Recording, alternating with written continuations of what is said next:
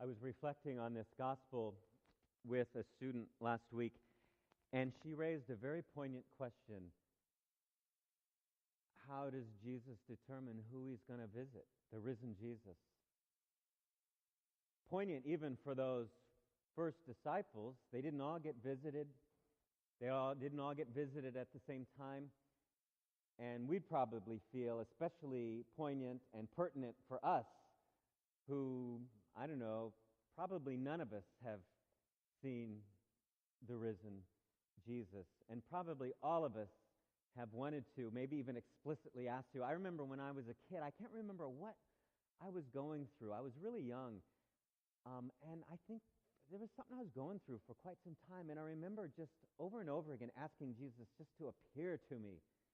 And he never did. So I stopped finally asking for it. So let's keep this important question in mind today as we reflect on today's gospel. Here, the disciples are gathered together, and they're, according to John's version of a very similar story that we heard last week, they're afraid and they're behind locked doors. They're afraid of their fellow Jews, those who don't believe. And now, how many of you have been watching this mini-series called AD, The Bible Continues?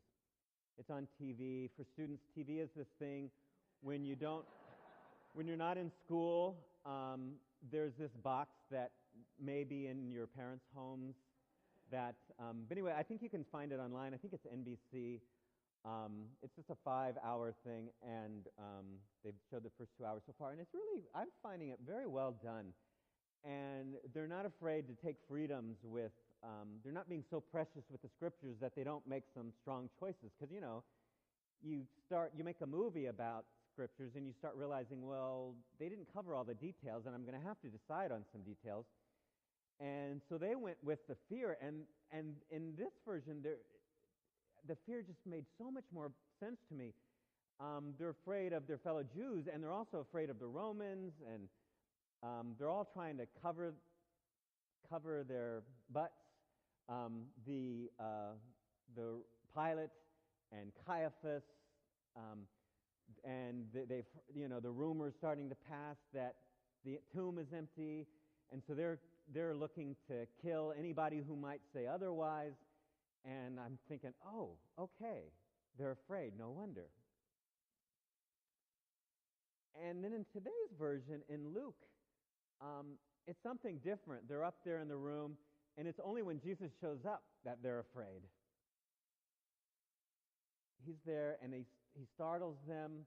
They think maybe it's a ghost, and I think they're not so sure what the relationship is with Jesus anymore, right? And we really see this, and this TV show AD really portrays this clearly, especially how Peter is afraid, he's ashamed.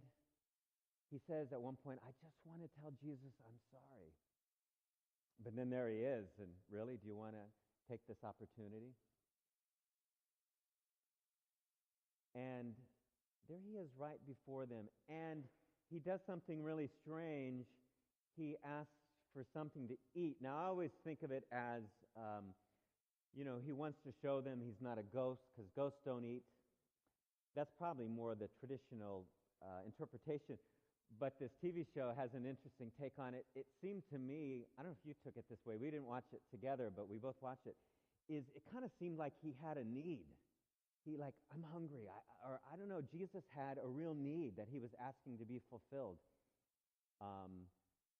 Now, in Luke's version, he asked for a piece of baked fish, but that's sounding awfully Lentinish, isn't it? So I'm glad, but instead, the TV show, they give him a piece of bread. So, and he's just really hungrily tearing it and eating it, and it's satisfying him. But even so, it also then somehow satisfies, I think, the others, because they're seeing, okay, he's still human. And so there he is. And by saying, touch me, and by asking for food and eating in their presence, he's saying, here I am. Here I really am. Patty did a really nice job in a reflection this morning on Facebook, which many of you probably have seen, about how, it's all about him saying, I'm here, I'm with you. As Father John Paul says, I got your back. I'm here. And then he explains to them how all of this is in fulfillment. He's reassuring them, this is the way it was supposed to be. I'm in charge. God's in charge. God was in charge during my life, as I was being put to death, as I was raised. God's still in charge. You don't have to be afraid. Here I am. And Peter experiences Jesus' mercy. This TV show does a nice job of depicting the story from towards the end of the Gospel according to John, when Jesus asked Peter 3 times, do you love me? And this is sort of Peter's way of telling Jesus, I'm sorry. Yes, I love you. Do you love me? Yes, I love you. Do you really love me? Yes, I do. And he's getting a chance to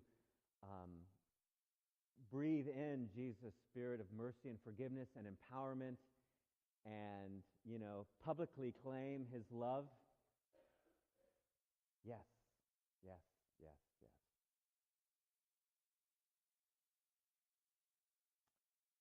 We sometimes live behind locked doors. We're afraid of others. We're afraid of life.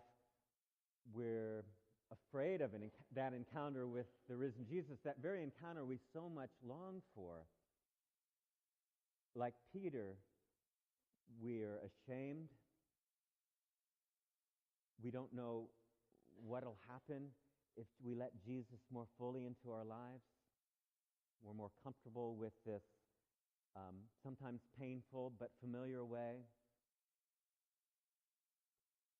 If I let Jesus in, I might screw up again, and then what'll happen? But Jesus visits his forgiveness upon us, his mercy. I mean, it sounds like Lent again, not just with the fish, but with all the readings again today. Sin, sin, sin, repent, repent, repent. But Easter's a great time to invite Christ's forgiveness. The sacrament of reconciliation isn't like the way I treat a car wash. I wash my car once a year, whether it needs it or not. But the Easter season, too, is a great time to celebrate the sacrament of reconciliation. It's a great time to celebrate the reconciliation we already had together at Lent. The great time to experience at the beginning of each Mass reconciliation. At Mass, Jesus also, in this word that we share together, explains, opens our eyes to this fulfillment. It's all fulfilled. It's all fulfilled in our hearing. At Mass, Jesus eats with us and shows he is risen. At Mass, we eat with Jesus and we feed on Jesus, the resurrected life of Christ. And so, Jesus does visit us, the risen Jesus. The question isn't, why doesn't he visit us? Why does he visit some and not others? The question is just, how does he visit us? He visits us all through the celebration of the Eucharist and every time we celebrate Mass. And how else will he visit me today? How else will he visit you today?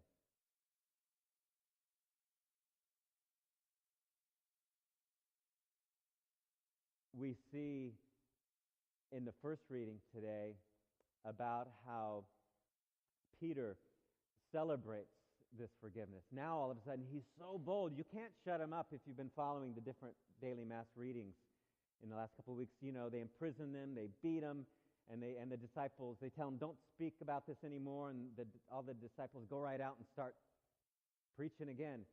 And here Peter feels so forgiven, he seems to actually kind of have forgotten that he denied Jesus as he's accusing everybody else in today's reading. You denied Jesus.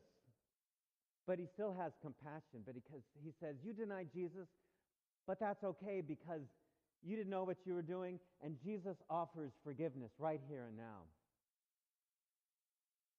And so we're called to proclaim Christ's forgiveness, Christ's mercy, using words if we have to. So the question isn't even, how will the risen Christ visit us? But how will we visit the risen Christ upon others? How will we visit his mercy, his hope upon one another today and in the days to come?